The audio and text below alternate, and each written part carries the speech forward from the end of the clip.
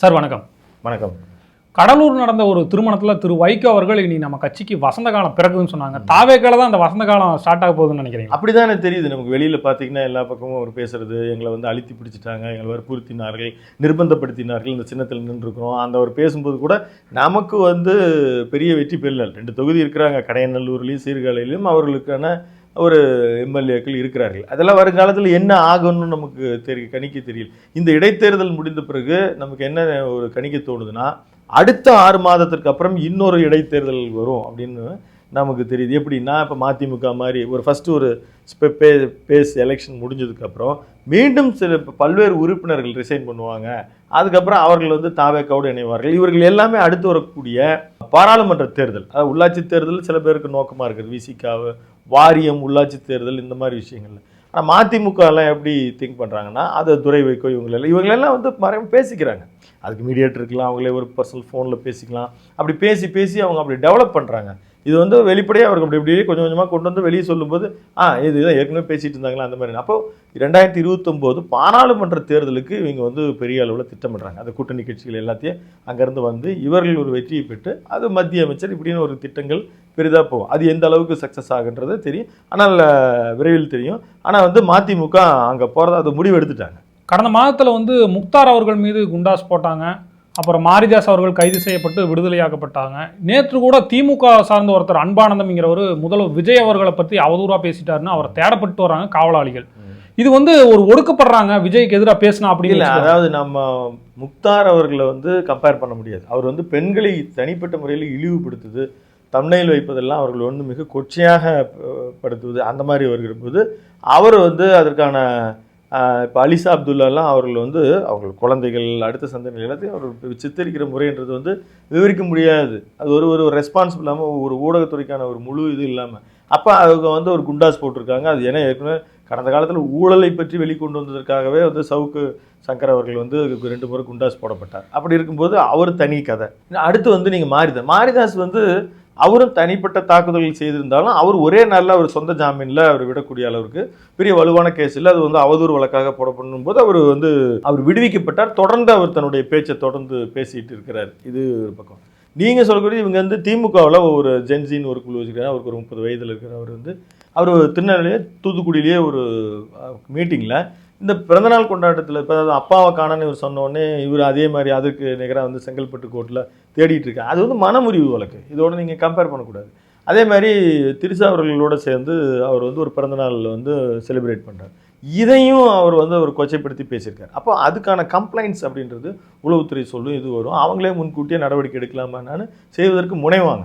நீங்கள் என்றைக்கும் ஒரு தனிப்பட்ட தாக்குதலை செய்ய முயற்சி செய்யும் பொழுது அந்த மாதிரியான ஒரு எல்லா நடவடிக்கைக்கும் தயாராக தான் இருக்கணும். அரசின் திட்டங்களை மீது விமர்சனம் வைக்கலாம், கொள்கை அந்த மாதிரி விமர்சனம் வைக்கலாம், தனிநபர் விமர்சனம். இப்போ திரிஷா கூட வந்து விஜய் அவர்கள் பிறந்தநாள் கொண்டாடியது வந்து செலிப்ரேட் பண்ணுறாங்க, அது அவங்க தனிப்பட்ட விஷயம். இதை வந்து விமர்சனம் பண்ண தேவையான ஒரு விஷயம்னு நினைக்கிறீங்களா? இல்லை, விமர்சனம் பண்ண தேவையில்லைன்னு தான் நான் பார்க்கலாம். எப்படின்னா, கடந்த காலங்களில் இப்போ நீங்கள் அப்படி பார்த்தீங்கன்னா எந்த விதமான போஸ்டிங்லையும் கிடையாது திருமதி சசிகலா அவர்கள் வந்து கிட்டத்தட்ட ஒரு நிழல் அரசாங்கத்தை நேரடியாக அதிகாரிகளிடம் ஒப்பிடுவது, பேசுவது, இது மாதிரி அரசாங்க விஷயங்களில் அவர்கள் தலையிட்டார் என்பது எல்லோருக்கும் தெரியும். இதை விட உச்சபட்சமாக அவங்க வந்து சபாநாயகர் இருக்கையிலேயே வந்து உட்காந்தாங்க ஒரு முறை. இந்த திமுகவில் இருக்கக்கூடிய பாரங்கநாதன் ஒரு முறை இந்த தனபால் அவர்கள் சபாநாயகராக இருக்கும்போது அவரை எழுப்பிட்டு போய் உட்காந்தார்கள். அந்த மாதிரி பயங்கர விதிமீறல்கள்லாம் நடந்துச்சு. தனிப்பட்ட முறையில் அவர்களுக்கு பதவியே இல்லாமல் இதெல்லாம் செய்தாங்க. இது வந்து நீங்கள் இப்போ விஜய் அவர்கள் முதலமைச்சராக இருக்கிறாரு, Y+ பாதுகாப்பில் இருக்கிறாரு, அவருக்கு இங்கே ஒரு உயர்நிலை காவல்துறையில் வந்து ஒரு செக்யூரிட்டி கொடுத்துருக்குறாங்க. தனியாலாம் அவர் அப்படியெல்லாம் வந்து போய் ஊர் சுற்றுவோ செலிப்ரேட் பண்ணவோ முடியவே முடியாது. இன்னொன்று அவங்களுடைய நீண்டகால நண்பர். நீங்கள் ஏன் அதை வந்து கொச்சைப்படுத்தி அவர் தனிப்பட்ட முறையில் அவர் நிர்வாகத்தில் தலையிடுறாரு, யாராவது ஒரு காவல்துறை அதிகாரிக்கு உத்தரவு விடுறாரு, ஏதாவது ஒரு டெண்டர் விஷயங்களில் அவருடைய தலையீடு இருக்குது அப்படின்னு வந்தால் நிச்சயமாக விமர்சிக்கப்பட வேண்டும். நீங்கள் அந்த அளவுக்கு வந்து ஒரு ஃபோட்டோ போடுறாங்க, அது அவருடைய பெர்மிஷன் இல்லாமல் எடுக்க முடியுமா? அது அவர்களுடைய தனிப்பட்ட போஸ்ட் பண்ண முடியும். அந்த விஷயங்களில் வந்து வருத்தப்பட வேண்டியதும் அதை குறித்து நெகட்டிவாக பேச வேண்டியது விஜய் அவர்களுடைய குடும்பம், அவங்களுடைய பையன், அவங்களுடைய பொண்ணு. எனக்கு இது பிடிக்கலன்னு அவங்க தான் சொல்லிக்க முடியும். இது வந்து பொதுமக்களும் அரசியல் படுத்தக்கூடிய விஷயமே அல்ல. அரசியல் படுத்த வேண்டிய விஷயங்கள் அப்படின்னு பேசினா கலைஞர் குடும்பத்திலிருந்தும் ஜெயலலிதாவினுடைய தனிப்பட்ட அவர்கள் அரசியல் வாழ்வில் நடந்த சசிகலாவுடைய ரிலேஷன் எல்லாத்தையுமே பேசப்பட்டது. அதை மக்கள் வந்து பொருட்படுத்தலை அப்படின்றது தான் நாம் இங்கே பதிவு செய்ய வேண்டிய விஷயம். ரஜினி அவர்கள் வந்து ஸ்டாலின் அவர்கள் தோற்ற உடனே போய் சந்திச்சாரு. அதிமுக திமுகவுக்கு பாலமா இருந்தாரு, அந்த கூட்டணிக்கு இவர் தான் பேச்சு நடத்தினாரு அப்படின்லாம் சொன்னாங்க. பல விமர்சனங்கள் வைக்கப்பட்டுச்சு. நேற்று வந்து என்ன சொல்லியிருக்காருன்னா, நான் பேசினாலும் பிரச்சனை, பேசலாம் பிரச்சனை, நான் என்னதான் பண்றது அப்படிங்கிற மாதிரி ஒரு புலம்பல் பேச்சா இருக்குது. இது எப்படி பாக்குறீங்க? இது வந்து அவருடைய திரைப்படம், அவர் அதை மட்டும் தான் பேசணும். நீங்கள் என்ன வேணாலும் பேசலாம். நீங்கள் யாரும் வந்து உங்கள் பேச்சுக்கு சுதந்திரம் இல்லாமல்லாம் இல்லை. ஆனால் பேசினால் நீங்கள் உங்கள் பேச்சுக்கு நீங்கள் பொறுப்பாளி, அதற்கான எதிர்வினையை நீங்கள் எதிர்கொள்ள தான் வேணும். என்ன வேணாலும் நீங்கள் பேசலாம். எங்கே பேசுகிறீங்கன்றது தான் முக்கியமான விஷயம். இப்போ நீங்கள் வந்து ஒரு திமுக விழாவை உங்களை பெருமைப்படுத்துன்னு கூப்பிட்றாங்க. அங்கே வந்து நீங்கள் வந்து துரைமுருகன் மாதிரி ஓல்டு ஸ்டூடெண்ட்ஸ் எல்லாம் வந்து உட்காந்துக்கிட்டு அவங்க போக மாட்டேன்றாங்க, அவங்க எல்லாம் இப்படின்னு சொல்லி நீங்கள் பேசுனீங்க. யார் சொல்லி கொடுத்தாவது பேசுனீங்களா? அது நீங்கள் உங்களுக்கு அந்த அந்த அந்த அளவுக்கு உயரத்தை யார் கொடுத்தாங்க? அப்புறம் அடுத்த நாளே நீங்கள் வருத்தம் தெரிவிக்க, அவர் வருத்தம் தெரிவிக்க, வைரமுத்து அவர்கள் போய் எழுதி கொடுத்து இது பேசுங்க அப்படின்னு சொல்லி, நாங்கள் ரொம்ப ஜாலி ஃப்ரெண்ட்ஸு அப்படின்னு சொல்லி அந்த வாதம் வேணாம் அப்படின்னு சொல்லி அதை முடக்கினாங்க. இது மாதிரி நிறைய இடங்கள்ல நீங்கள் கலைஞர் அவர்கள் ஏதோ ஒரு மண்டபத்துக்கு ஹெல்ப் பண்ண என்ன நடக்குதுன்னு கேட்டார் அப்படின்னு ஒரு பொது மேடையில் பேசுனீங்க. அதனால் ஒரு அளவுக்கு தொட்டுச்சீட்டு இல்லாமல் அந்த இது மாதிரிலாம் இல்லாமல் ஸ்பான்டினியஸாக பேசக்கூடிய ஆற்றலும் சொற்களும் தமிழும் கன்னடம் இங்கிலீஷ் எல்லாத்துலேயுமே இருக்கக்கூடிய நபர் தான் நீங்கள். ஆனால் எங்கே பேசுகிறீங்கன்னு தானே நீங்கள் இன்றைக்கும் சினிமா அதை நடிக்கிறீங்க, சினிமாவை மட்டும்தான் பேசணும். ரஜினி அவர்களினுடைய திரைப்பட குறித்து, திரைப்படம் அவருடைய நடிப்பு, அவருக்கான ஒரு ரசிகர் பலம், அவரை திரையில் ரசிக்கிறதுக்கு நான் உட்பட நிறைய பேர் வந்து அதில் எந்த விதமான மாற்று கருத்தும் கிடையாது.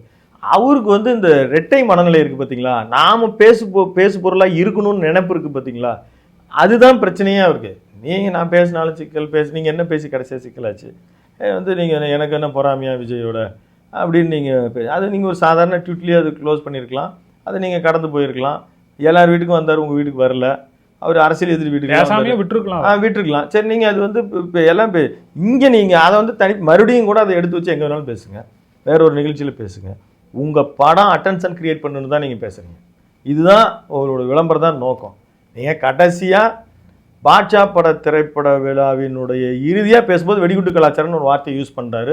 அந்த ஸ்டேஜில் அன்னைக்கு அமைச்சராக இருந்த ஆர்.எம். வீரப்பன் அவர் தான் அன்னைக்கு மக்கள் நல்வாழ்வுத்துறை அமைச்சர். எப்படின்னா பர்கூர் காங்கேயம் 2 தொகுதியில் ஜெயலலிதா போட்டிடுறாங்க. தான் போட்டியிட்ட காங்கேயத்தை அவர் ரிசைன் பண்ணி ஆர்.எம். வீரப்பனை கொடுத்து அவர் மந்திரியாகி உட்காந்துருக்காங்க.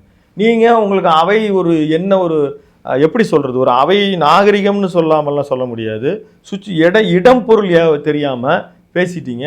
அவருக்கு ஆபத்தாகி அவர் பதவியே போயிடுச்சு. அது ஒரு பேசாமல் இருந்தார், ரிப்ளை பண்ணல அந்த இடத்துல அப்படின்னு. ஆமாம், அவர் பேசுறேன்னு பதவியே போயிடுச்சு. அதுக்கப்புறம் என்ன, அந்த இடத்துல வந்து வைகோ அவர்கள் பெரிய அளவில் வந்துகிட்டு இருந்தார்.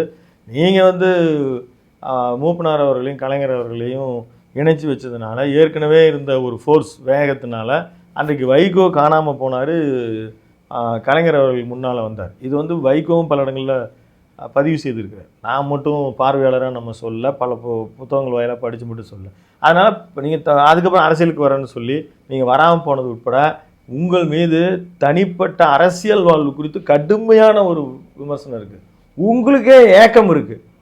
அதனால் திரைப்பட நடிகராக ஒரு அட்டென்ஷன் கிரியேட் பண்ண திரைப்பட நடிகராக அவருக்கு தமிழ்நாட்டு மக்கள், இந்திய மக்கள் கொடுத்த வாழ்வும் உயர்வும் மதிப்பும் அளவிற்கடையது, பொருத்தமானதும் கூட. அவர் அதை பற்றி மட்டும்தான் பேசிட்டு போங்க. நீங்கள் வந்து அரசியல் நீங்கள் என்ன தாங்கலை, தோத்தது தாங்கலை அப்படின்னு நீங்கள் போய் பார்த்தீங்கன்னா விமர்சிக்க தான் செய்வாங்க.